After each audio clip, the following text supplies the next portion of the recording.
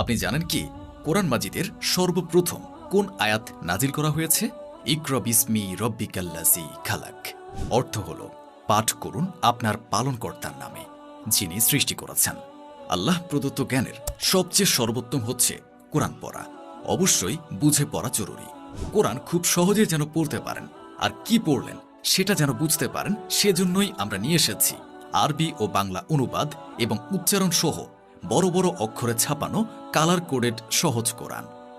সহি শুদ্ধভাবে কোরআন তেলাওয়াত করতে এবং তাজবিদ সঠিকভাবে অ্যাপ্লাই করতে এই বিশেষ কোরআন আপনার জন্য অনেক বেশি সহায়ক হবে ইনশাআল্লাহ।